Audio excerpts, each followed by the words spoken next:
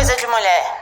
É o podcast da Secretaria de Mulheres da CUT-DF para tratar de tudo, de maquiagem a lutas políticas. Não tem nada que não possa ser das mulheres.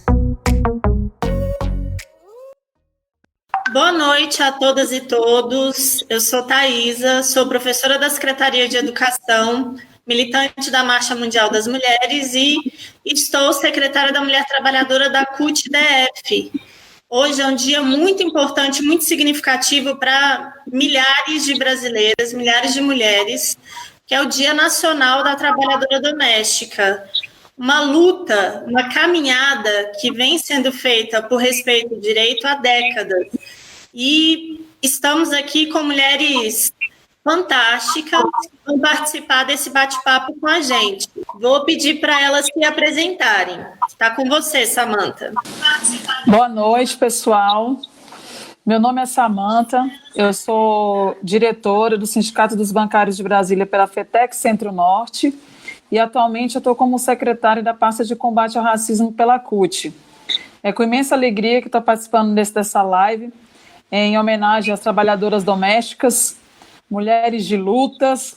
Estamos aqui para traçar, as lutas e os direitos que elas conquistaram nesses últimos anos. Parabéns a todas as trabalhadoras domésticas. Estamos também aqui com a Luísa. Boa noite a todos e todas. Eu sou Luísa Batista, tenho 64 anos, sou trabalhadora doméstica aposentada e atualmente estou presidenta da Federação Nacional das Trabalhadoras Domésticas, a FENATRAD. Também componho a direção da CUT-PE e da CONTRAX, Confederação Nacional dos Trabalhadores do Comércio e Serviços. E hoje uma data especial para toda a categoria. Hoje foi o dia da gente estar nas redes sociais, né? Sempre a gente faz uma comemoração nos sindicatos. Por conta da quarentena, os sindicatos não são atividades essenciais, então a gente não está podendo fazer o que a gente fazia todos os anos. Mas isso não impede da gente estar nessa data comemorando, de uma certa forma, todas as conquistas que obtivemos, né, durante 84 anos de luta. Ok? Também participa aqui na live com a gente hoje a Quitéria. Boa noite, meu nome é Quitéria da Silva Santos, né? Sou a vice-presidente do sindicato da doméstica aqui em Sergipe, sou uma das diretoras também da CUT aqui em Sergipe e milito na Marcha Mundial das Mulheres. E esse dia hoje não está de muita comemoração não, porque é um dia de muitas percas, que a gente está vendo que não está sendo, não só a trabalhadora doméstica, mas em todo trabalhador. A comemoração não está sendo muito agradável, né? Não podemos nem nos abraçar, imagino comemorar. Estamos sendo atropeladas pela conjuntura, né? Mas estamos também com a Mariel. Boa noite. Boa noite, pessoal que está nos assistindo. Gostaria de, em primeiro lugar, parabenizar a todas as domésticas por esse dia de hoje. Eu sou Mariel Ângeli Lopes, eu sou economista e trabalho no Departamento Intersindical de Estatísticas e Estudos Socioeconômicos, o DIEESE, e sou assessora no Sindicato dos Bancários do Distrito Federal. Obrigada. Quando a gente vai falar de serviços, né, prestados no Brasil, acho que o trabalho doméstico é um dos serviços mais antigos, né, um dos primeiros trabalhos no Brasil, mas a organização da luta pelos direitos das trabalhadoras domésticas é relativamente recente, né? Aí em meados já do século XX. Não é, Luísa? Oi, Thaís, aí e demais. A prestação de serviço do trabalho doméstico, eu acho que é o primeiro no Brasil, né? Porque médicos, engenheiros, advogados, os filhos dos nossos senhores, porque é um trabalho que ele é diretamente ligado ainda à época da escravidão, trabalho doméstico. A gente conseguiu a Lei Áurea, mas, como eu costumo falar, que foi uma lei para inglês ver, porque nós tivemos a Lei Áurea e não tivemos nenhum recurso para que a gente pudesse dar continuidade à nossa vida. Abriram-se as senzalas, tal, saiu todo todas as pessoas que estavam naquela senzala, mas não foi pensado como essas pessoas iam subsistir. E daí se formou os bolsões de pobreza e tal, e o trabalho doméstico, ele é uma herança direta da época da escravidão. Então, é a primeira prestação de serviço. Os nossos direitos, né, começaram, aliás, a luta começou na década de 30, Dona Laudelina de Campos Melo, com outras pessoas, que ela era uma das lideranças do movimento negro. Ela fundou uma associação, a primeira associação de que se tem conhecimento, que foi na cidade de Santos. Depois ela foi para Campinas, lá fundou uma outra associação, e ao morrer ela deixou a casa dela para ser a sede do Sindicato das Trabalhadoras Domésticas da cidade de Campinas, interior de São Paulo, e muitas daquelas que ajudaram ela, assim como ela também, não tiveram nem sequer o tempo de construir uma família, porque era o tempo todo trabalhando e se mobilizando e se articulando para garantir a conquista do direito que temos hoje, né? É uma história longa, né? E o primeiro direito que a gente tem já tem 47 anos, a Lei 5859, que nos garantiu a carteira assinada, mas nem o salário mínimo nos era garantido, né? Quando foi aprovada a lei da carteira assinada, não nos garantiram nem o salário mínimo. Então, é uma luta constante, uma luta que vem ao longo de 84 anos, né? Daqui a pouco completamos um século de luta, e daqui a pouco a gente completa meio século do primeiro direito conquistado, mas ainda não é o ideal. Como eu falei, a companheira Quitéria disse que não tem muito o que comemorar. Eu acho que a gente tem sim o que comemorar, apesar de que a comemoração está sendo diferente por conta da quarentena. Mas a gente tem o que comemorar. O problema é que a gente conquistou, mas é aquela história, ganha, mas não leva. Conquistamos, mas não é respeitado os direitos que foram conquistados com tanto sacrifício. E tem uma série de dificuldades, né, para a organização das trabalhadoras domésticas. Quitéria, quais são as maiores dificuldades assim que você encara na organização das trabalhadoras domésticas? A maior dificuldade para a trabalhadora doméstica, no momento, é estar no comércio de trabalho, né? De assegurar, de ficar firme no trabalho, porque a patroa chama para trabalhar e ela fica só 90 dias. Aí pronto, dispensa. Aí pega uma outra trabalhadora, entendeu? Aí está essa dificuldade. E após essa pandemia, né, esse vírus, foi que mais deu esse impacto, mais ainda para essa categoria ter a inseguridade nesse trabalho. Passou a ser diarista, e a diarista tornou-se uma situação bem complicada, porque ela ficou sem segurança nenhuma, trabalha de dia para comer à noite, entendeu? A situação está bem difícil, por motivo que não está sendo nem chamada para casa nenhuma para fazer as diárias, e no momento, por não levar o vírus para essa casa, entendeu? Essa está grande a dificuldade. Hoje existe a necessidade, a doméstica está entre o direito do governo de pegar esse direito, né, que foi essa lei complementar para poder dispensar. Aí a que está de carteira assinada está tranquila, porque ainda está com aquela segurança, né? Mas a diarista como vai ficar? Que situação? Tá momento que elas estão passando até necessidade de ter que estar vendendo o eletrodoméstico para poder se alimentar.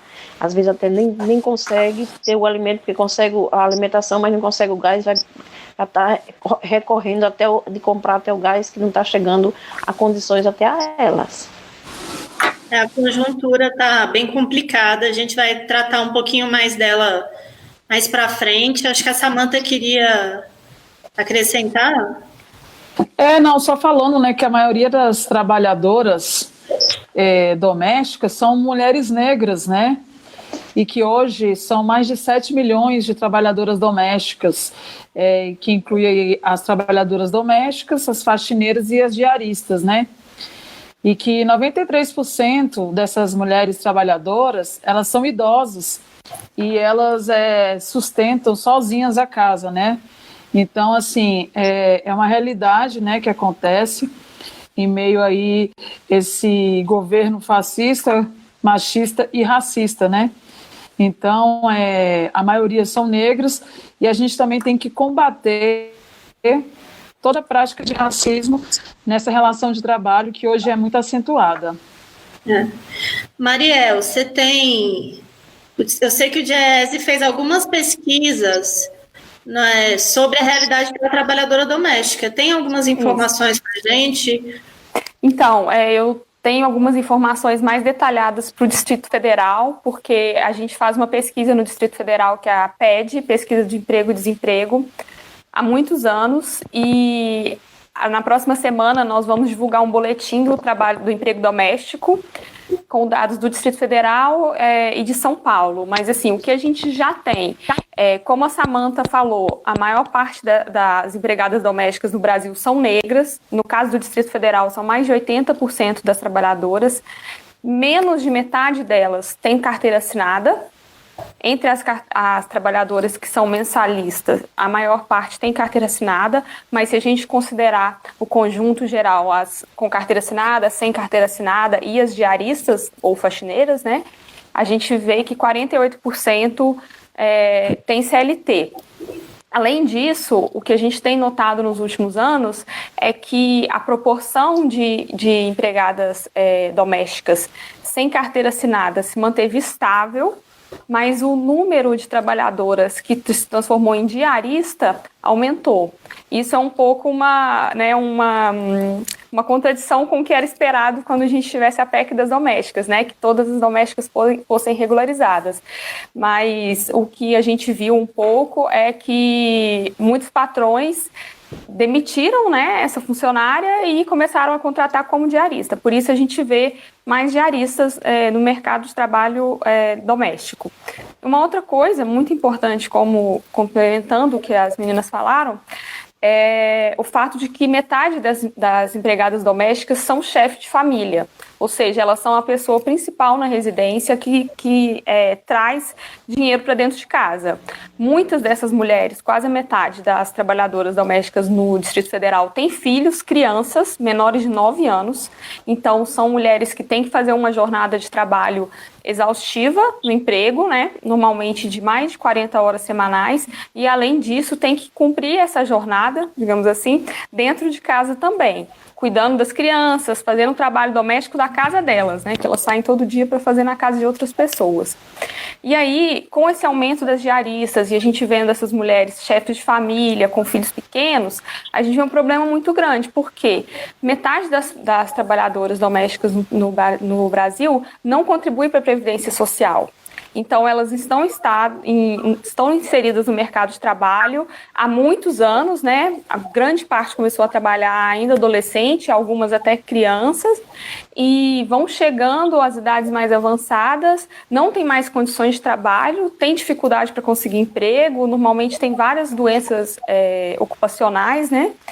Principalmente dificuldades, às vezes, motoras, né? Muitos anos esfregando o chão, dor nas costas, dor na coluna, e isso acaba incapacitando essa trabalhadora.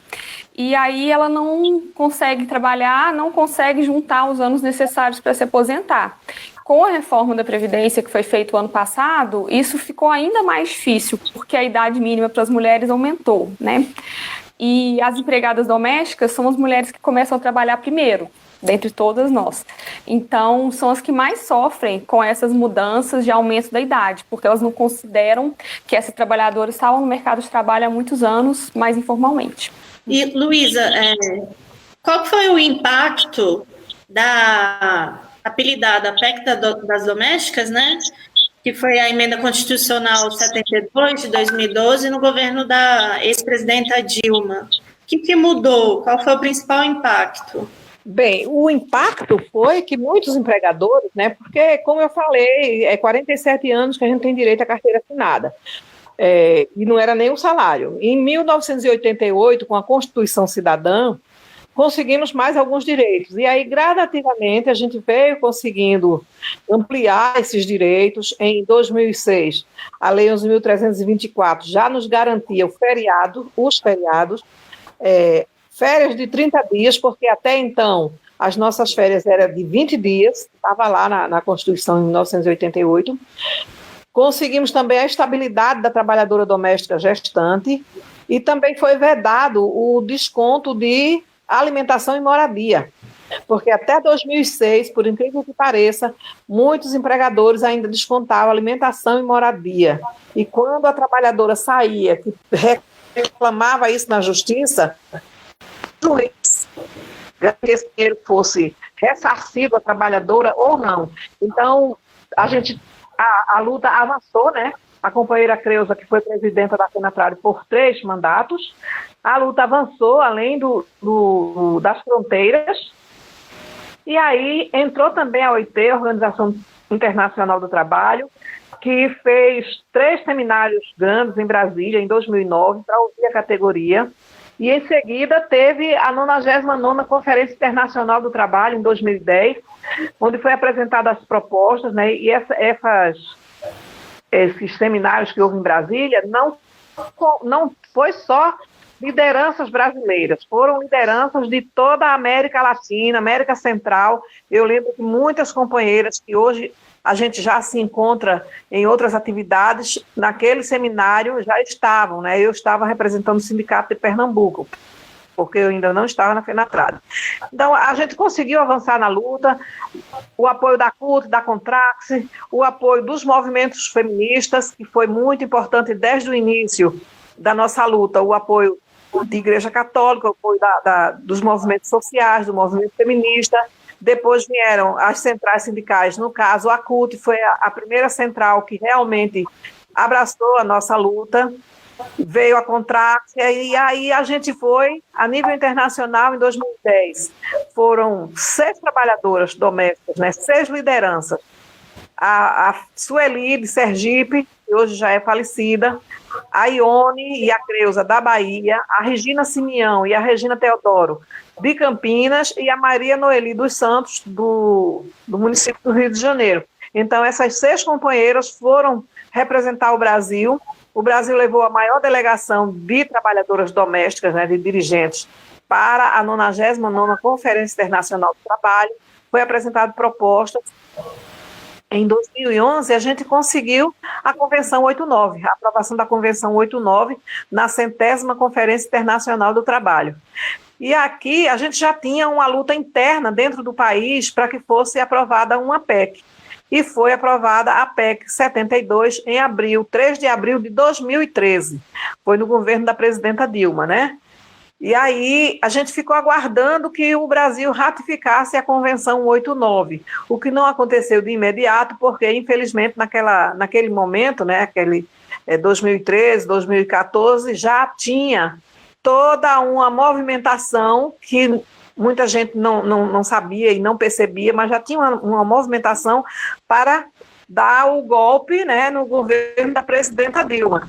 E aí, em 2015, em 1º de junho de 2015, a presidenta Dilma sancionou a Lei Complementar 150, que garantiu, então, os direitos que temos hoje, que é o FGTS, acidente de trabalho, abono família, pagamento de adicional noturno, horas extras, direito à sindicalização, direito à convenção e acordos coletivos e o seguro-desemprego.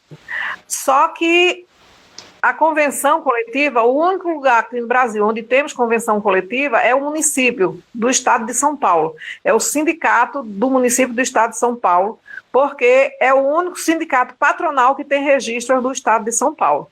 Nos demais estados, onde os sindicatos patronais não têm registro, Pernambuco, por exemplo, tem um sindicato patronal que já lutou muito para conseguir um registro sindical e não consegue.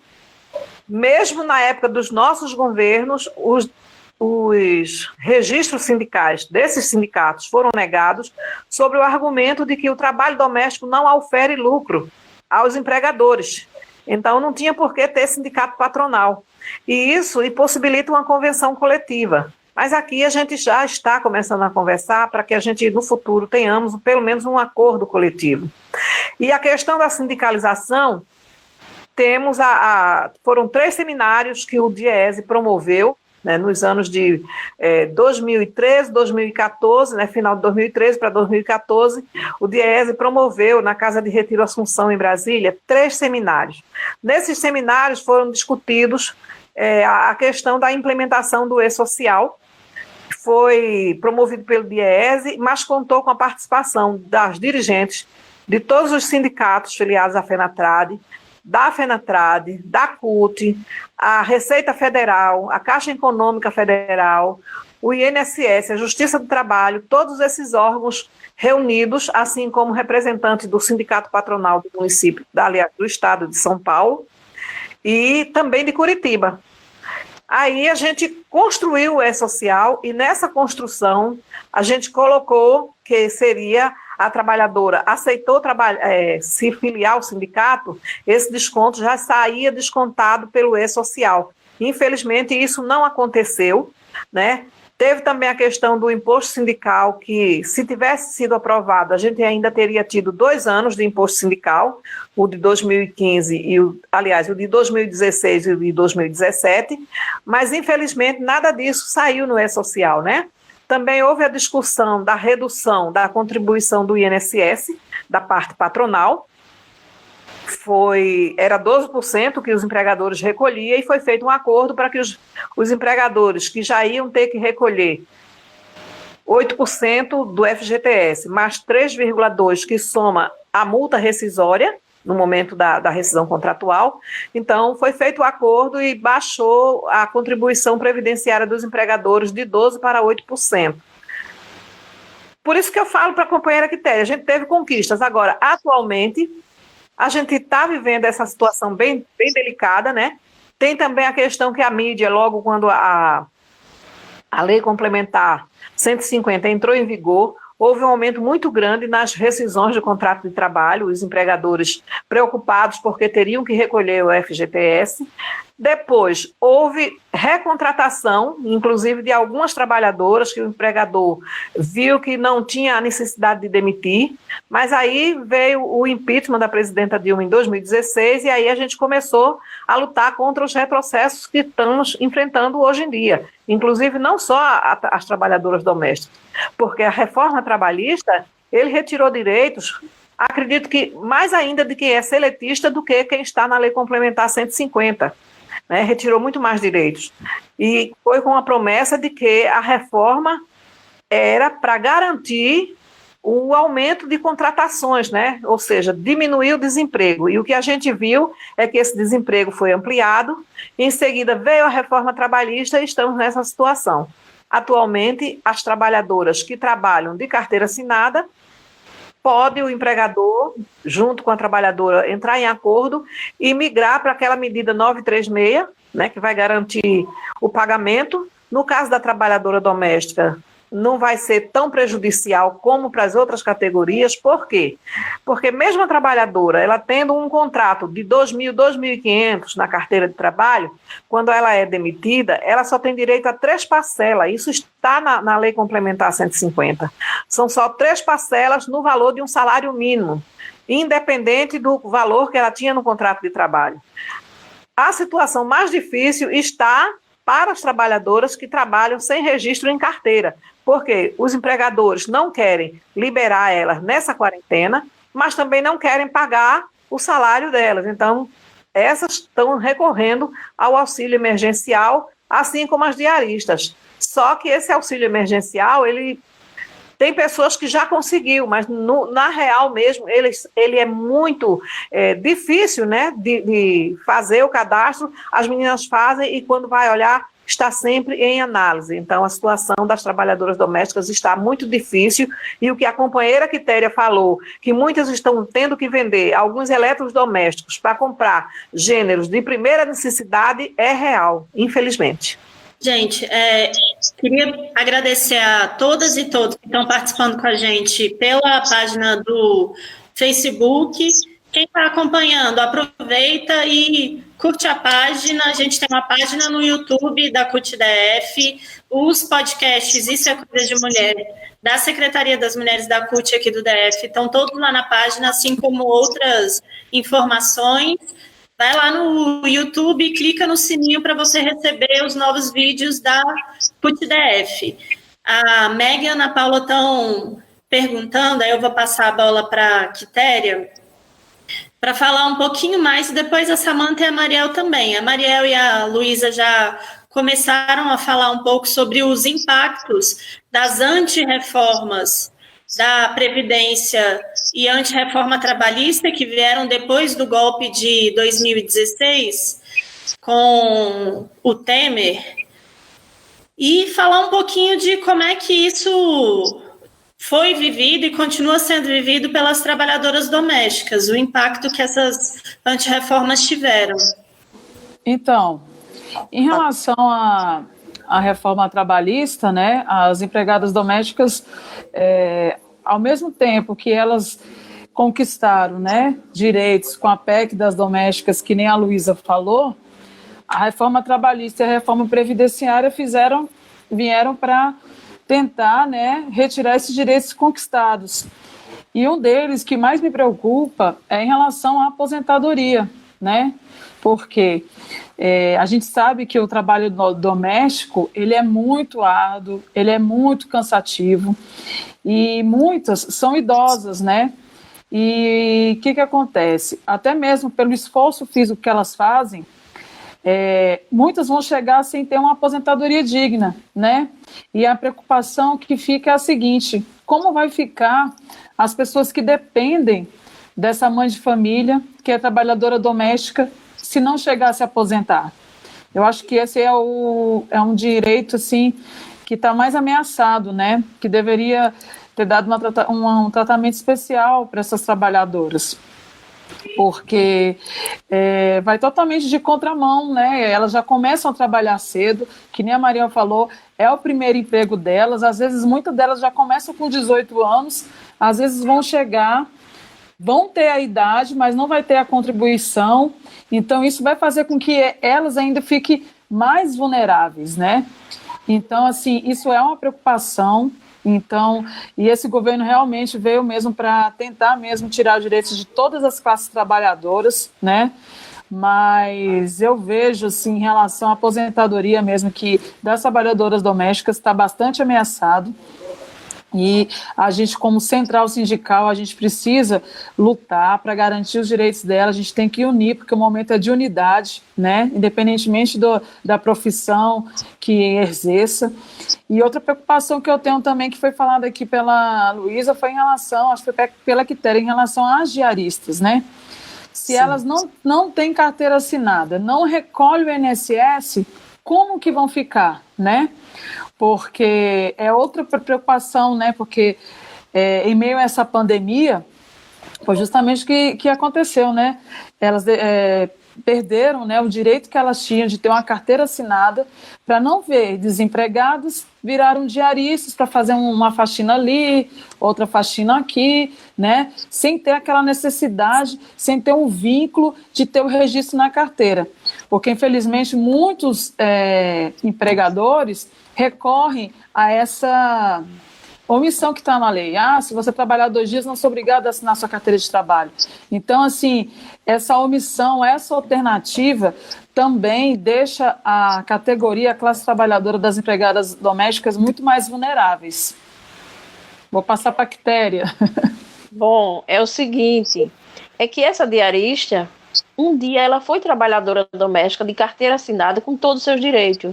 Quando veio essa reforma, o patrão com essa vaidade toda, né, que tinha 2, 3 trabalhadoras domésticas em sua casa, só por hobby, né, e de luxo, e dizia, não, eu tenho 2, 3 trabalhadoras domésticas em minha casa, tanta secretária, só que o salário de uma dividido em 3, 4, porque não pagava o certo e nem o valor correto para um trabalho digno. Quando veio a lei que tinha que ser feito, garantido o direito de todo trabalhador, esse patrão dispensou 2, ficou com uma. Essa uma ficou trabalhando no serviço geral de 3 pessoas. ganhando o salário certo, mas só que trabalhando por 3. Essa mulher vai chegar a uma certa idade, aliás, está chegando a uma certa idade, que não está tendo energia e não está tendo tempo suficiente do INSS. Essa é a dificuldade. E no momento que as meninas, que chegou aquela lei do jovem e adolescente não trabalhar, tinha muita menina jovem, criança praticamente, adolescente, trabalhando como doméstica. Aí elas passaram, não trabalhavam, foram para a escola, que é na lei do jovem, para não trabalhar, foram para a escola. Hoje eles estão procurando outro rumo de emprego. O trabalho doméstico, a trabalhadora doméstica está envelhecendo, esse trabalho está ficando sem condições, né? Porque quem está envelhecendo e sem tempo contribuinte do INSS. Essa é a situação que está nossa categoria. Mariel, a gente tem um estudo mais específico de como é que essas antirreformas atingiram as trabalhadoras que são das trabalhadoras mais em situação mais frágil de trabalho no Brasil? Uhum. Então, especificamente para o caso das trabalhadoras domésticas, a gente ainda não tem. A gente já desenvolveu alguns estudos sobre os impactos da reforma trabalhista, né, de 2017. Então, a gente soltou um boletim no final de 2018, quando fez um ano da reforma, e no ano passado continuamos soltando dados, e o que a gente tem visto acontecer no mercado de trabalho em geral, desde 2014, o que acontece mais ou menos semelhante com as empregadas domésticas. E aí é um resultado não que a gente obteve no DIEESE, mas divulgado numa pesquisa no final do ano passado pelo Instituto de Pesquisa Econômica Aplicada, o IPEA. Eles utilizaram os dados da PNAD, que é a Pesquisa Nacional por Amostra de Domicílio, e tem acompanhado como que essa crise econômica que a gente está passando nos últimos anos teve impacto no mercado de trabalho. E aí, comparando o que aconteceu no mercado de trabalho em geral, na renda das mulheres e na renda das empregadas domésticas. E aí, esses impactos, a gente vê que pela natureza da ocupação doméstica, por ser uma ocupação que tem um índice de informalidade mais elevado, que tem uma vulnerabilidade mais elevada, a trabalhadora, em geral, tem uma escolaridade um pouco mais baixa, porque nos anos que ela deveria estar estudando, ela normalmente já está trabalhando como empregada doméstica.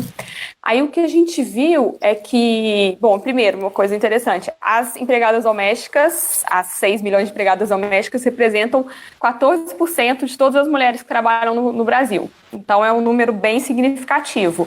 Ainda é uma categoria muito pouco falada, né? Tem pouca visibilidade e mesmo com as leis nos últimos anos, né, como as companheiras falaram, tem a dificuldade de transformar os direitos que foram adquiridos em direitos de fato, mas o que a gente viu é que do final de 2014 até 2018, que as mulheres que trabalhavam como empregadas domésticas, que perderam o emprego, seja como mensalista, seja como diarista, informal e formal, elas não se recolocaram no mercado de trabalho, grande parte delas. Algumas tentaram voltar no próprio emprego doméstico, mas outras não conseguiram se recolocar e acabaram abandonando o mercado de trabalho. Então, passaram a não procurar mais emprego, por não conseguir emprego nos últimos anos. Então, o trabalho doméstico, que nas crises econômicas anteriores aumentava, porque ele é um trabalho de custo baixo para o empregador, ele parou de crescer nessa última crise que a gente está passando agora. Então, isso coloca as empregadas domésticas numa vulnerabilidade ainda maior. E aí, na hora que a gente analisa o rendimento dessas trabalhadoras, a gente vê que elas, em geral, recebem 40% a menos do que as outras trabalhadoras. As empregadas domésticas que têm carteira assinada recebiam, em geral, R$ 1.949, e as sem carteira assinada recebiam R$ 1.240. Então, é uma diferença de quase 40%. Como a gente tem a maior parte das empregadas domésticas informais, a gente tem a maior parte das empregadas domésticas numa situação de vulnerabilidade extrema. É isso. Da reforma da Previdência a gente ainda não tem estudos, né, porque ela começou a valer de verdade só agora em março, mas o que a gente estima é que muitas mulheres perdem o emprego entre os 40 e 50 anos, mulheres de todos os tipos de ocupação, têm dificuldade de se colocar no mercado de trabalho, o trabalho doméstico, principalmente por ser um trabalho que exige muito do físico da pessoa, é um trabalho que as mulheres mais velhas têm dificuldade de conseguir, e elas só vão poder se aposentar aos 62 anos, com 30 anos de contribuição. Então, tem grandes chances de você ter as trabalhadoras domésticas inativas, com dificuldade de contribuir para a Previdência e tendo que esperar até, às vezes, fazer os 65 anos para pedir o benefício de prestação continuada, que também não é uma coisa que a gente tem certeza. O ideal seria que todas essas mulheres conseguissem se aposentar por tempo de contribuição ou por idade, em alguns casos, mas o que a gente tem é que muitas ficam fora do mercado de trabalho ou não contribuem, porque são informais, e aí a trabalhadora diarista, por exemplo, é complicado para ela colocar no preço da diária, né, a contribuição individual dela para a Previdência. Então, acaba deixando essa categoria mais fragilizada. Já é uma categoria que ganha um salário menor. É isso. Gente, quem já foi lá no YouTube e curtiu a página da CUT, quero só falar que a gente tem um Instagram super ótimo também. Pode ir lá, curte a página no Instagram, no Facebook, no YouTube e no Twitter. Queria agradecer a participação da Junéia com a gente, secretária nacional de mulheres da CUT, uma guerreira que vem liderando aí a nossa luta. E ela lembrou, muito bem lembrado, o quanto que o trabalho doméstico em si no Brasil, ele vem imbuído com uma carga de racismo, de machismo nessa sociedade. A gente tem, por exemplo, uma luta que não é reconhecida no Brasil, é reconhecida em outros países, que é o da aposentadoria da dona de casa. O trabalho doméstico, ele muitas vezes não é reconhecido como um trabalho que tem um valor econômico. Então, uma mulher que passa a vida inteira cuidando de casa, sem férias, sem nenhum direito, sem nenhuma remuneração, ela não tem o direito de se aposentar. Uma mulher que, por algum motivo, se veja sozinha aos 60 anos de idade, depois de a vida inteira ter sido dona de casa, que é um trabalho extremamente árduo, ela não é reconhecida como trabalhadora, não tem registro, não tem direitos. No Brasil, o trabalho doméstico ele é muito erroneamente não reconhecido no seu valor econômico. E isso reflete também na relação que tem a economia com as trabalhadoras domésticas. Mas não é apenas uma questão econômica. Enquanto professora, eu vivi, nos meus últimos anos de professorado, diversas experiências com estudantes que são tiradas das suas casas, muitas vezes em cidades pequenas do interior do Brasil e que são trazidas para grandes centros urbanos, supostamente para ter uma condição melhor de estudo, mas que são utilizadas como trabalhadoras domésticas não remuneradas, o que na verdade é um trabalho escravo, além da exploração do trabalho infantil nos grandes centros urbanos.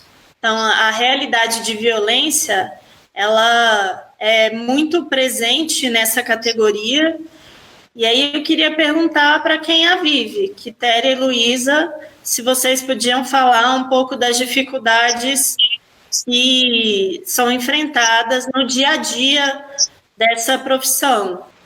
Bem, falando um pouco pegando um pouco... Alguém que me ligou. Que começou a contar, ela, pelo menos, ela começou a trabalhar no emprego doméstico, ela já era adulta, né, que já tinha casado, separado.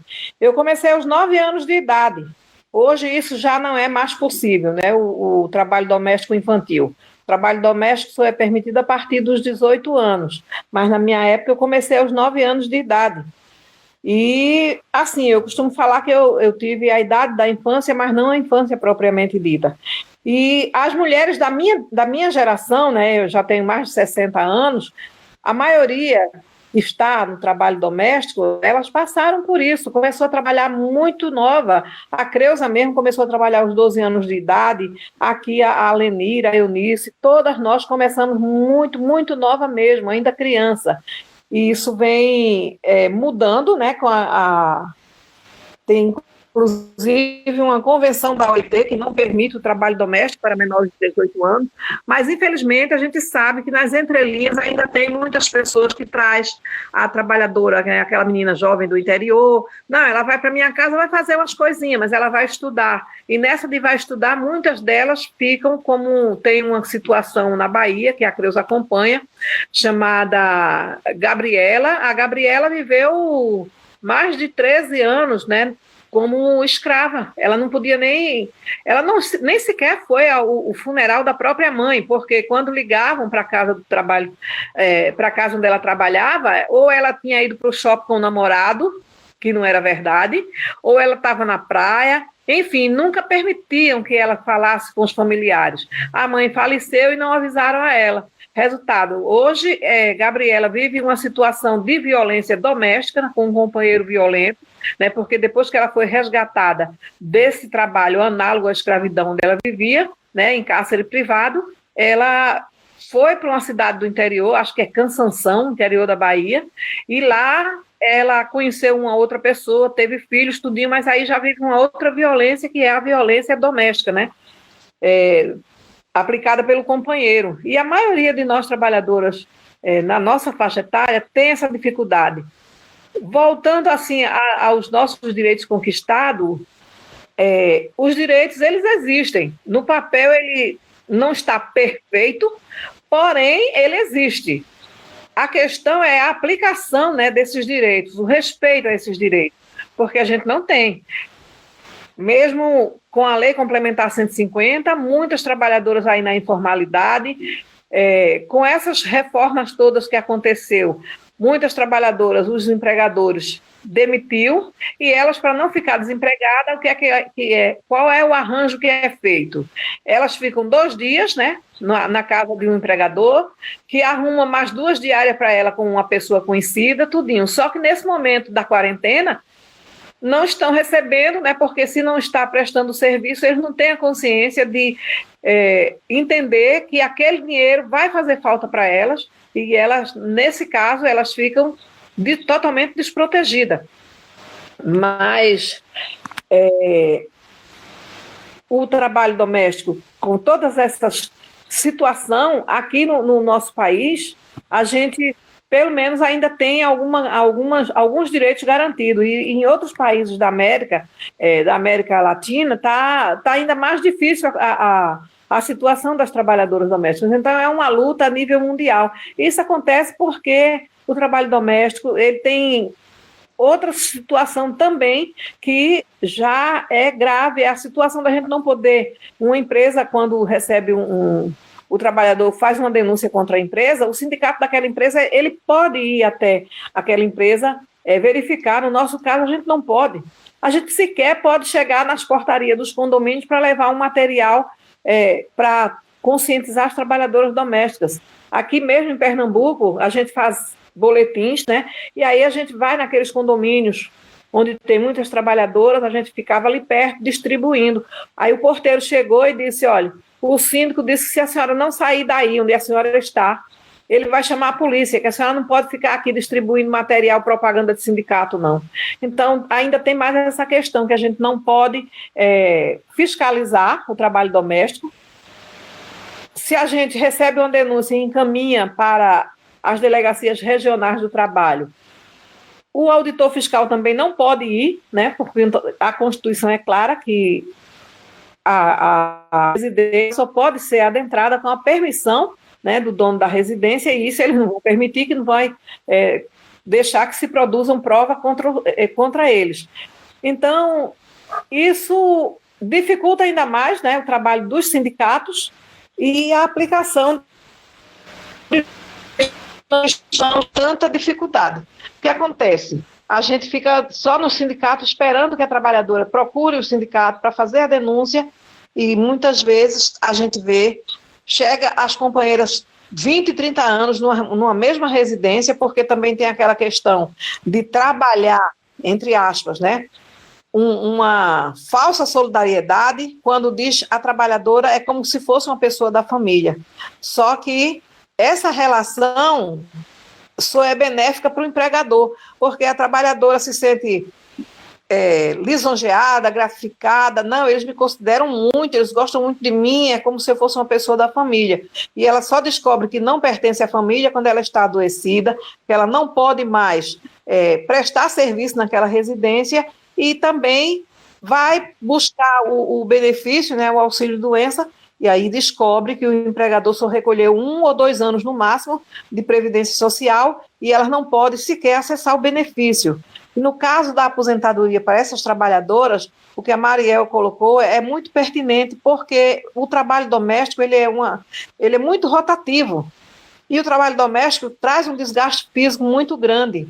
Inclusive tem a questão que as outras categorias de trabalhadores têm NRs, né, normas regulamentadoras, que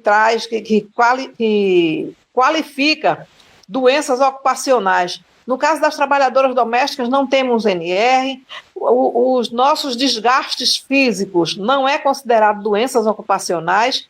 Então, são coisas que precarizam muito o trabalho doméstico, e por ser um trabalho também de muita rotatividade, né, porque muitas vezes você passa 2 ou 3 meses numa casa, e aí você sai e não contribuiu naquela casa, e vai mais 6 meses, 1 ano numa casa, e também não assinou a carteira, e também não contribuiu, e essas trabalhadoras só descobrem, infelizmente, o quanto elas foram desrespeitada, né, na sua força de trabalho, e enquanto dignidade quanto ao ser humano, quando elas adoecem, que chega na Previdência Social e vê que não tem direito a nada. Aí, então, se for aposentar por invalidez, é a maior dificuldade, e a reforma previdenciária dificultou cada vez mais ela buscar o LOAS, né, que é a Lei Orgânica de Assistência Social, e o BPC só depois dos 65 anos, se ela não tiver um tempo de contribuição que garanta uma aposentadoria integral. A gente vive essa situação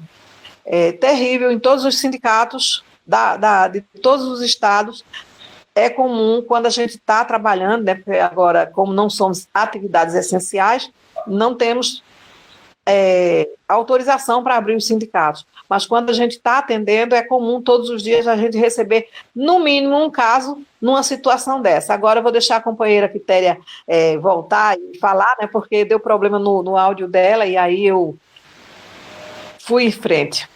Vai em frente, companheira. Sim, é o seguinte, a questão da gente, que eu estava falando, né, que eu saí, me casei, aí fui trabalhar como doméstica, e daí vi a necessidade de me afastar e ficar só em casa, final de semana, deixando 3 filhos, tudo pequenininho, na companhia da família, e não consegui ver o crescimento dos filhos, nem saber o que ele gostava, que ele se alimentava, um tipo que a pior dificuldade hoje, só depois com 15 anos, meu filho já com 15 anos, é que eu vim saber que meu filho não gostava de cebola.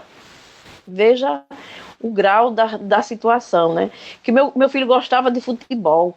Ai, meu Deus, eu vivi a minha vida toda fora do lado de família. É essa a situação da trabalhadora doméstica. E muitas vezes reunião na escola, a gente perde, não consegue acompanhar. Quem vai é as irmãs, quem vai é a família, quem vai é a nossa mãe, que cuida, né? E a gravidade também, a trabalhadora doméstica, a maior gravidade da gente não poder fazer greve. Não podemos fazer greve. Como é que a gente vai se reunir para fazer greve? Vai chegar nos prédios, nos condomínios, fechar e vai...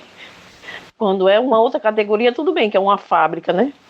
Aí chega lá, bota um cadeado, ou fecha todo mundo lá, ninguém entra, ninguém sai, né? Mas em casa de família, trabalho doméstico é difícil até para isso. Nosso trabalho é um trabalho de formiguinha. E outra coisa também, a violência, o assédio. A violência, o assédio é muito grave. A gente não podemos nem denunciar, porque qual é a prova? Hoje em dia está fácil, né? tem um celular, né? Pode gravar. Mas antigamente, como é que provava-se? O que tinha de mulher que perdia, jovenzinha que perdia a virgindade com o próprio patrão, né? Que era abusada, que acordava de noite já com ele, com o patrão já dentro de casa. Isso é a história tenebrosa, né, do trabalho doméstico. E muitas delas também que tinha filho junto com a própria patroa, a patroa estava grávida, a doméstica também, e não sabia nem que era do mesmo pai. E agora temos essa proteção da Lei 189, que pode a gente, do assédio, da Lei do Assédio, né? Que a gente pode nos proteger. É a Convenção 190 da OIT, que é a luta contra o assédio e contra a violência sexual. Justamente. Aí, aqui no meu estado, até hoje, com toda essa lei, com toda essa proteção, com todos esses direitos, ainda há essa violência. E tem gente de alta escalão, né? Tem até pessoa política que diz: eu fui assediada, ele ficava despido na minha frente e eu tive, quando minha patroa saía, ele ficava despido, e está na justiça, né, essa questão. Mesmo assim, por ser político, ela está sendo ameaçada na justiça, mas mesmo assim, ela nem pode nem falar muito sobre esse assunto, só nos desabafões, não pode nem comentar muito detalhe. Essa a situação da trabalhadora doméstica no mundo, né? E essas meninas que vêm do interior, que eles trazem como filha, como se fosse da família. Como se fosse da família? Se não deixa, quando morre não deixa como herança. Nos documentos, esse aqui é da família. Não, isso aí é história de carochinha, né? E a gente está sempre vivendo e vendo essa situação, e o valor cada vez mais, né? Porque essa pessoa perde a sensibilidade do dia a dia, né? De não ter mais noção, não vou fazer mais nada, eu perdi o prazer de estudar, o prazer de viver, porque parou deu uma parada na vida dela. Acabou-se o sentido de viver, né? Porque achava que ia seguir para um destino, que ia estudar, que ia crescer, que ia ter algo, mas foi uma coisa totalmente diferente. Torna-se para-se ali. É muito difícil essa situação na nossa categoria, e ainda há pessoas que acham que está ajudando essa questão.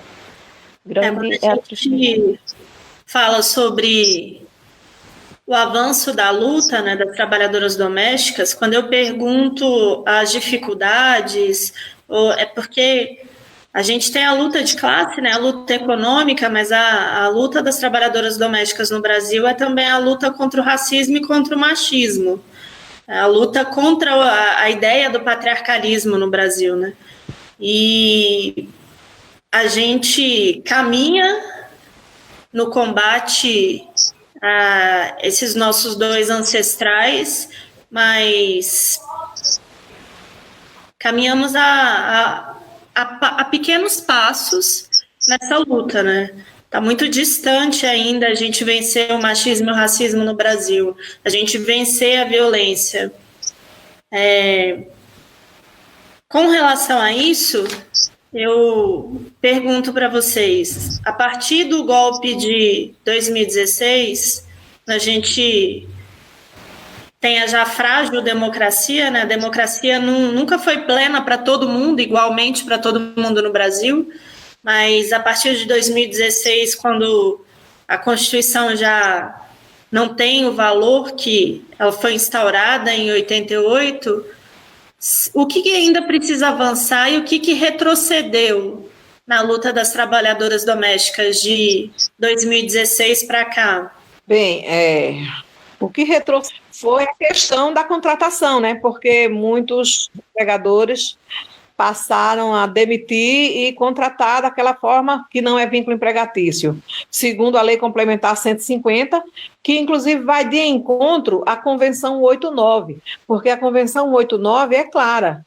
Trabalho doméstico, mesmo que ele seja prestado por apenas um dia numa residência, e se aquele dia ela tem um dia marcado na semana para ir, já é considerado trabalho doméstico, já deveria ter o vínculo empregatício. Até porque outras categorias de trabalhadoras e trabalhadores permitem o contrato de apenas um dia, né? Na carteira de trabalho. E no nosso caso, a Convenção 89, quando foi regulamentada a nossa PEC e foi sancionada a Lei Complementar 150, a Convenção 89 ela não foi tão respeitada, né? Que a partir de um dia poderia sim ter o vínculo empregatício. A trabalhadora poderia ter várias casas onde ela ia prestar serviço. E aí, claro que se existe a redução da carga horária, também seria permitida a redução no contrato de trabalho, mas estaria vinculado para que o empregador pagasse o percentual do INSS, do FGTS, dentro daquele contrato. Isso não existiu. Então, o que a gente viu foi que com o desmonte, né, dos direitos da classe trabalhadora, e aí a gente também tem que levar em conta que muitas pessoas da classe média, também média, também são empregadores domésticos. A partir do momento que eles perderam seus postos de trabalho, a primeira coisa que eles fizeram foi exatamente isso, demitir a trabalhadora doméstica. Foi a primeira coisa que foi cortada do orçamento de muitas famílias, com toda essa crise econômica que o país está vivendo. Então, houve o corte, né, do orçamento para pagar a trabalhadora doméstica, é mais uma trabalhadora doméstica que está na informalidade, e que não está nem sequer trabalhando como mensalista, mesmo sem a carteira assinada, não está trabalhando como mensalista. É um dia numa casa, um dia na outra, um dia na outra, e aí não tem um valor de diária especificado, né? Teve uma fala da companheira aí, da Mariel, que ela fala que o rendimento médio de uma trabalhadora fica em torno de 1.294, isso na região sul, sudeste e centro-oeste, né? Pelo menos aí no DF. Mas a região norte e nordeste, ainda muitas trabalhadoras recebem menos que o salário mínimo nacional, que atualmente é de R$ 1.045. Então, tem também esse agravante da região do país. Luísa, eu posso te interromper rapidinho, só pedir uma aspas? Porque eu ia pedir a palavra justamente para falar que eu falei um dado errado. Essa informação que eu falei, na verdade, era o rendimento médio da mulher trabalhadora. O rendimento médio da trabalhadora doméstica em 2018 era de 1.255 para as trabalhadoras com carteira assinada. As informais ganhavam R$ 766,35 em média por mês, ou seja, menos do que o salário mínimo, como você mesma falou. E aí é igual em todas as regiões, nesse sentido. Só para fechar aqui, porque eu tinha dado uma informação equivocada. Tá bom? Tudo. Mas então, é isso. Né? Tem também a questão regional. Porque a gente vê estados como Rio, São Paulo, Paraná, Santa Catarina e Rio Grande do Sul. Tem o piso mínimo estadual. Mas os outros estados, inclusive no DF, é o mínimo nacional. Agora, pelas condições socioeconômicas do DF, né? Então, aí a trabalhadora doméstica, ela não sobrevive com um salário mínimo, que é de R$ 1.045. Imagine na região norte e nordeste, onde elas não têm, a maioria nem tem carteira assinada, e quando tem carteira assinada, com os descontos, elas recebem menos de R$ 900. Assim, não me engano, é 858 com o desconto da Previdência Social e do Vale Transporte, que é permitido que seja descontado. Então, é ainda uma situação ainda mais difícil para as trabalhadoras domésticas, dependendo da região do país, ainda é mais difícil do que numa região como o Sul, Sudeste e também aí no DF. Só para dizer dos retrocessos que a gente enfrenta, a gente também ainda tem que enfrentar as desigualdades regionais. Isso também, Luísa, é a questão também dessa trabalhadora com essa renda e não ter que pagar aluguel. Isso. Porque muitas delas não tivemos casa. Minha Casa Minha Vida não chegou para trabalhadora doméstica porque a gente não tinha o FGTS na época. Então, a trabalhadora doméstica não conseguiu ter esse direito. Muitas delas vivem ou de palacete, de favela, né, como diz em comunidade, ou do puxadinho da sogra, da mãe, entendeu? No quintal, ou de aluguel de vilas.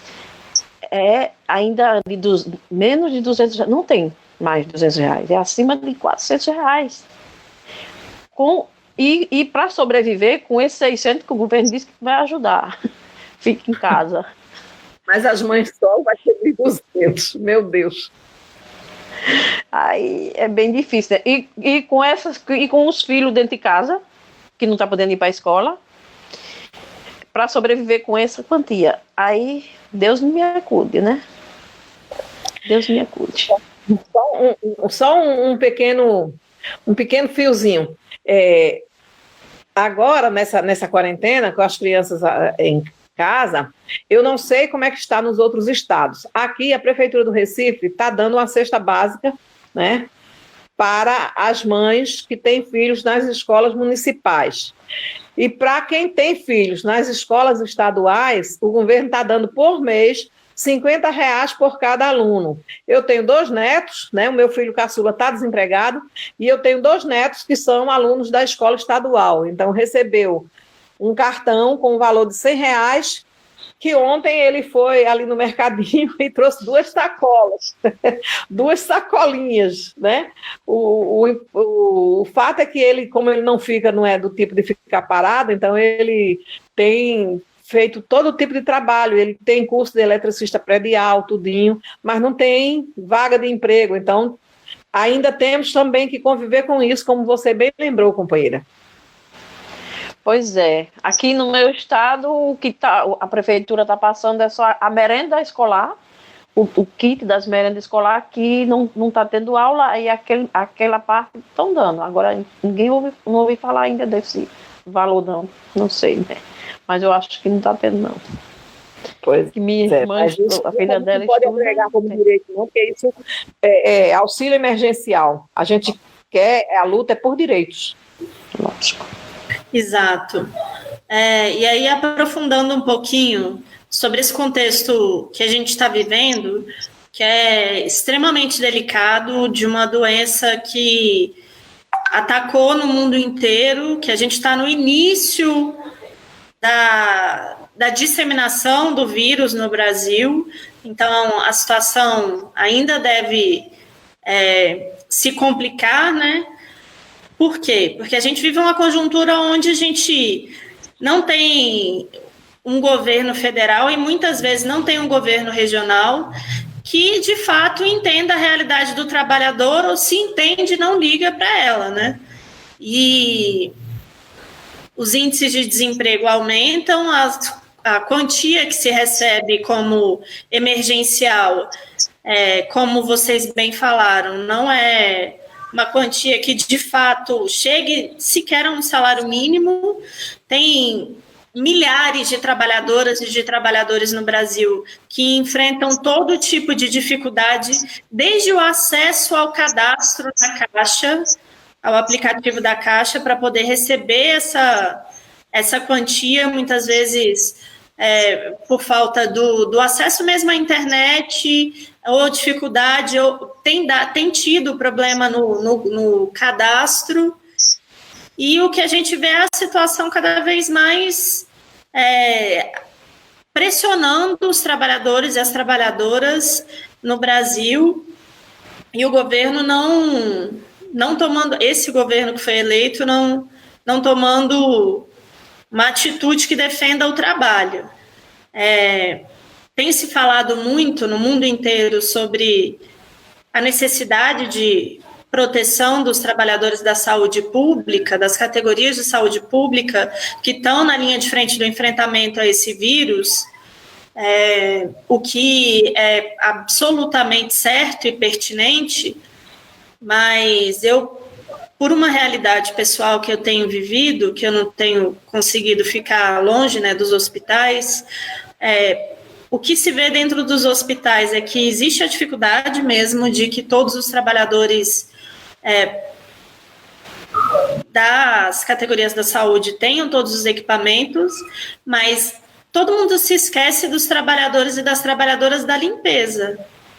Porque se não existe a máscara de proteção ou os equipamentos próprios para lidar nas áreas infectadas para médicos, enfermeiros e enfermeiras, médicas, técnicas de enfermagem, para os profissionais da limpeza não tem mesmo. São pessoas que estão absolutamente desprotegidas. E aí vem de novo, é o preconceito, é o racismo, é o machismo, é uma carga de desvalorização desse trabalho. E a gente precisa... Ainda tem muito que lutar para construir uma realidade diferente. E aí, já caminhando para a gente ir para os momentos finais da live, queria que vocês falassem um pouquinho, aí todas vocês, sobre o que a gente precisa avançar na luta, assim. Qual é o sonho que vocês têm para a gente avançar nessa luta, e o que a gente precisa fazer nesse contexto tenebroso que a gente vive num país dirigido por fascistas. O que a gente precisa fazer e qual é nosso sonho de luta e de avanço? Quem começa? Isa? Quer começar?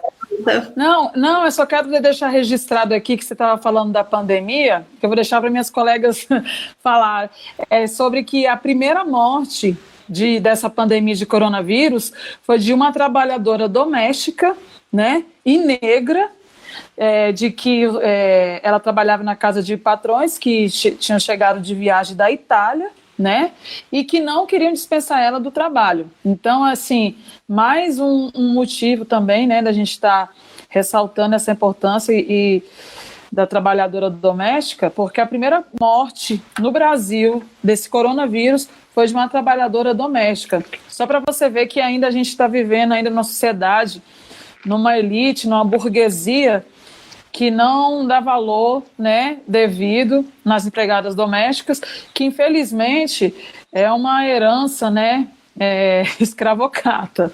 Mas assim, que a gente com o tempo a gente vai vencer, a gente tem que combater toda a prática de racismo. Quer fazer suas considerações, Quitéria? Bom, o que eu tenho a dizer é que não devemos, em motivo nenhum, largar a mão uma da outra, né? No momento está difícil agora, né? Porque não podemos, né?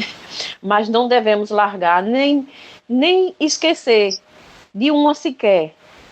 Está sempre se comunicando, fulana, como é que você está, ciclano, como é que você está precisando de alguma coisa, porque às vezes até a pessoa tem até vergonha de dizer, não, eu estou precisando, mas tem que chegar junto para ver o que está se passando.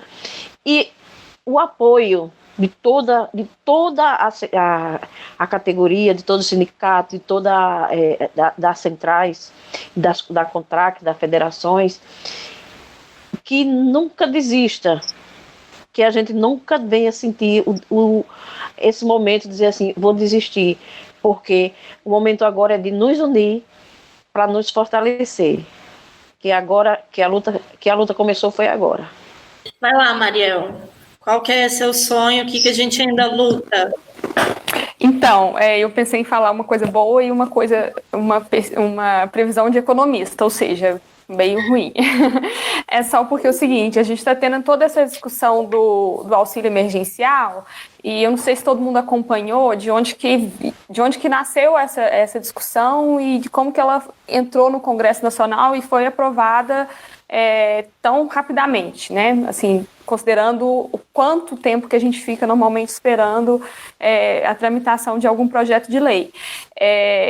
Essa construção do projeto de renda básica só foi possível porque tivemos mais de 50 organizações da sociedade civil, tivemos as centrais sindicais, os sindicatos, as ONGs, muitos parlamentares se organizaram, desenharam um projeto, utilizaram o que a gente já tem na literatura econômica, da necessidade de ter uma renda básica universal, né? Ou seja, que a gente tenha todos os brasileiros com pelo menos um mínimo de dinheiro todo mês, que não seja originário do trabalho, para a gente diminuir a desigualdade. E esse projeto chegou no Congresso Nacional. A ideia, na verdade, algumas das ideias dos parlamentares eram que o valor fosse de R$ 1.045, ou seja, fosse o salário mínimo. O governo chegou apresentando R$ 200. Depois, o Congresso ia aprovar 500, e aí o governo federal subiu para 600 para poder falar que eles que são os pais do projeto. Então, essa experiência que está sendo realizada agora, que provavelmente a gente vai ter mais de 50 milhões de famílias atingidas, 50 milhões de brasileiros atingidos por esses auxílios nos próximos 3 meses, é interessante que a gente parta daí para um princípio de transformar isso de fato numa renda básica universal, como, por exemplo, aconteceu com o Bolsa Família, que começou como Bolsa Escola, como projetos mais pontuais, e hoje em dia, felizmente, nem um presidente que é contra a classe trabalhadora não tem a coragem e não tem o poder de conseguir eliminar o Bolsa Família. Então, a minha esperança é que esses próximos 3 meses do auxílio emergencial, como a Luísa falou, né, estão tendo muitos problemas para as pessoas terem acesso ao dinheiro, e isso provavelmente vai atrasar um pouco, vai dificultar mais para muita gente que está dependendo desse dinheiro, mas também, se a gente considerar o porte desse programa, não existe nada parecido em nenhum outro lugar do mundo. Então, é interessante que o Brasil seja o pioneiro nisso. É irônico que esteja acontecendo num governo que desvaloriza completamente a classe trabalhadora, mas também é importante que a gente fique atento, que a gente use os instrumentos que a gente tem de coletividade, que a gente use os sindicatos, use as centrais sindicais, use a sociedade civil e as próprias mini organizações sociais que a gente tem, como a Quitéria falou, que ninguém solta a mão de ninguém, mas cada um na sua casa, conversando pelo celular, para que ao final desses 3 meses que a gente continue debatendo essa renda básica, que deixe de ser um auxílio emergencial, porque, ao contrário do que o governo federal vem dizendo, essa crise econômica não vai acabar agora, não vai acabar nos próximos 3 meses, a gente vai ter muitas dificuldades no próximo ano, a classe trabalhadora como um todo, e, como a gente discutiu aqui, pela própria vulnerabilidade das empregadas domésticas, é uma categoria que tende a ser mais atingida. Então, eu acho que só se a gente se juntar e utilizar os meios institucionais que a gente tem e a nossa organização social para a gente usar uma oportunidade que está sendo criada por um evento horrível, por uma tragédia, mas para transformar isso num ganho duradouro para a classe trabalhadora. É isso. Vai lá, Luísa. Bem, hoje eu já estou com a cabeça meio zonza, né, porque tive live, tive reunião, tudinho, mas eu estava prestando atenção essa questão desse auxílio emergencial, a fala da Mariel, quando ela fala na questão do Bolsa Família, né, que nenhum governo se atreveu, mesmo um governo fascista, que não mexeu no Bolsa Família, até porque mexer no Bolsa Família é um tiro no próprio pé. A economia, ela não gira só com o dinheiro das grandes fortunas, não. As grandes fortunas, sim, deveriam ser taxadas, né, e pagar um valor maior de impostos para que a economia do país tivesse um pouco de folga, porque daqui para frente a tendência... Eu não sou economista, eu só tenho ensino médio, que consegui fazer ao mesmo tempo que Quitéria, quando fez o TDC, né, Quitéria, em Sergipe, eu aqui em Pernambuco. Pois é, então eu só tenho ensino médio. Mas o que eu vejo é que daqui para frente a economia vai sofrer um grande retrocesso. Esse auxílio emergencial hoje está sendo colocado.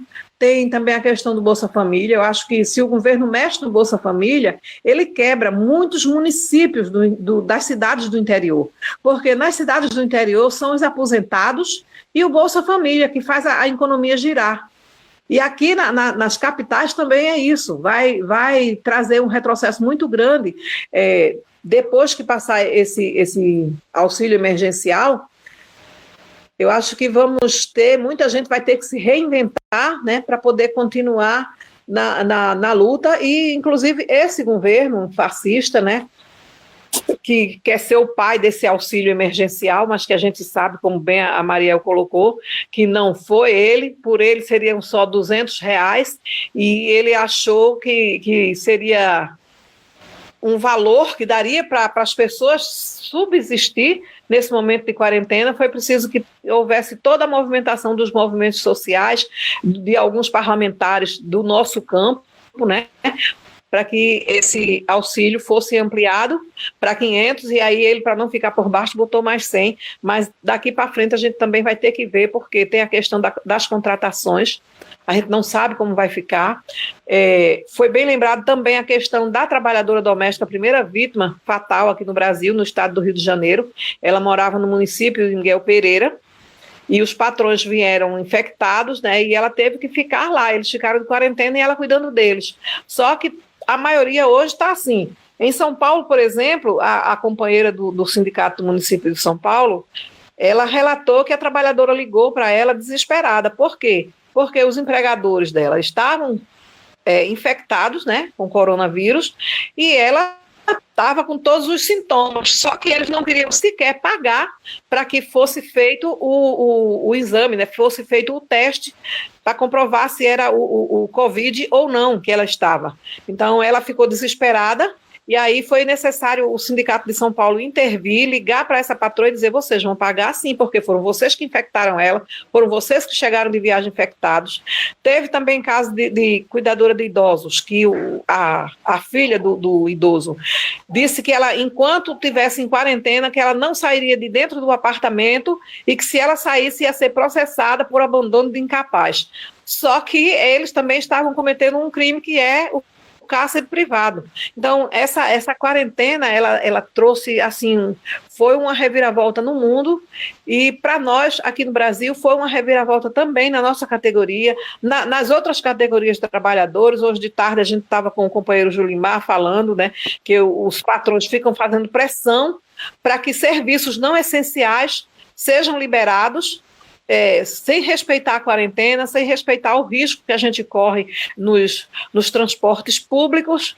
Então, como disse a companheira Quitéria, mesmo de longe, a gente não pode soltar a mão umas das outras. A gente tem que se fortalecer, porque depois da quarentena nós ainda vamos ter um período muito difícil nas nossas vidas, toda a classe trabalhadora e algumas categorias com mais especificidade, porque muitas pessoas que empregavam as trabalhadoras domésticas, né, hoje elas estão em home office, e quando voltar não sabe se vão conseguir manter-se no emprego.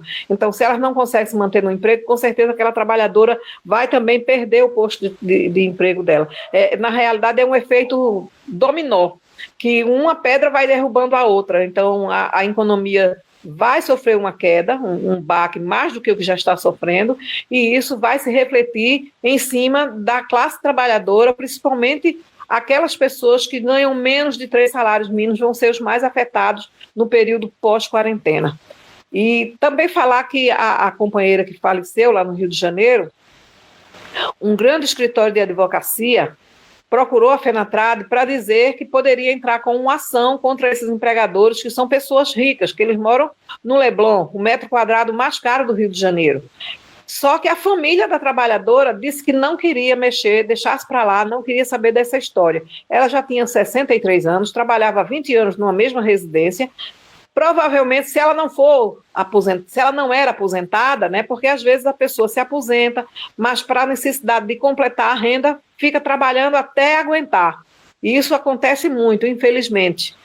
E aí a gente não sabe se essa trabalhadora já era aposentada, e se não era aposentada, como é que uma pessoa com 63 anos de idade e 20 anos numa residência não era aposentada?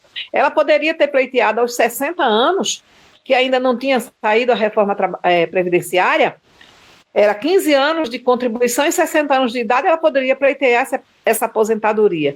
Então, fica a indagação: ela já era aposentada ou ela não tinha contribuição previdenciária, por isso que tinha que trabalhar? Então, são coisas que a gente tem que refletir muito, sabe, daqui para frente, e aí vai ser uma luta bem acirrada, porque a gente não pode deixar de defender aquelas pessoas que nós representamos. Então, Thaisa, Mariel, Samanta, Quitéria, obrigada pela oportunidade de estar nessa live. Um beijo no coração de todas. E, como disse Quitéria, ninguém solta a mão de ninguém, mesmo cada um em suas residências, mas tem os abraços virtuais e as mãozinhas virtuais que a gente pode mandar dizendo, estamos aqui. Beijo. Aqui em Sergipe também teve uma trabalhadora doméstica que morreu com suspeita. E teve também uma trabalhadora doméstica, aliás, tem uma trabalhadora doméstica, não sei se ainda está, né, que está presa praticamente na casa, né, que a patroa disse, eu não vou liberar você por motivo para você não trazer o vírus para minha casa. Então, eu estou tendo dois casos graves aqui no estado. Então, e essa trabalhadora que morreu, essa trabalhadora doméstica que morreu, era do interior e trabalhava numa pessoa de alto, um juiz, era de um promotor. Chegou um parente do exterior e essa pessoa, quem morreu foi quem não podia comprar remédio, nem podia se tratar, a trabalhadora doméstica, né? Eu queria agradecer a todo mundo que participou com a gente no Facebook da CUT-DF. Tem quase 200 comentários e a participação de muitas pessoas. Eu vou ler aqui algumas pessoas: a Meg, a Nazaré, a Jéssica, a Ana Paula, a Isabel, a Junéia, a Ana. Queria agradecer ao Marcos Paulo, vulgo Maracatu, que foi quem deu assistência técnica e ajudou a gente a realizar essa live. Queria agradecer também a Ana Paula Cusinato, que é a diretora de comunicação da CUT-DF, que também ajudou a gente a organizar esse momento. E queria, para fechar, dizer algumas considerações, dizer para vocês que a CUT reconhece e valoriza as trabalhadoras domésticas, reconhece o valor das trabalhadoras domésticas e que essa luta não é luta apenas das trabalhadoras domésticas, mas é luta de toda a classe trabalhadora. E aí essa é a reflexão que eu queria que todo mundo fizesse. Em algum momento da live, a Luísa lembrou o quanto o movimento feminista, o movimento de mulheres, esteve do lado da luta das trabalhadoras domésticas, mas eu queria buscar a reflexão com todas as mulheres que se consideram feministas, que não basta apenas a solidariedade de gênero, tem que ter a solidariedade de classe, tem que ter empatia na luta contra o combate ao racismo, precisa valorizar todas as mulheres. Não basta ser um feminismo que só vale para suas próprias amigas, que só vale para ser de solidariedade de gênero quando é com aquelas que você considera como iguais e quando a trabalhadora doméstica dentro da sua casa está no seu cotidiano, ela não tem o respeito e a dignidade. Então, o feminismo, ele só é feminismo de verdade quando ele gera empatia para todas as mulheres, para todas as trabalhadoras. E a solidariedade de gênero não apaga a luta de classes que a gente vive no Brasil. Então, a gente faz uma opção por estar ao lado das trabalhadoras domésticas. A CUT Brasília vai estar do lado dessa luta hoje e sempre, até que todas as mulheres tenham direito, salários dignos e o mesmo respeito. Construir uma sociedade que não seja capitalizada por esmagar trabalhadoras e trabalhadores pelo valor econômico é construir uma sociedade que seja uma sociedade socialista. Nesse momento, o primeiro passo que a gente precisa dar é fora Bolsonaro, fora esse governo liberal. Precisamos já lutar por eleições livres e diretas para construir uma sociedade onde sobreviver não seja o nosso dia a dia, que a gente possa construir um viver diferente. Acho que é essa reflexão que eu queria deixar Queria agradecer a participação de todos vocês. Obrigada, Mariel. Obrigada, Samanta. Obrigada, Quitéria. Obrigada, Luísa. Foi muito bom estar com vocês hoje. E boa noite a todas e todos. Até a nossa próxima live.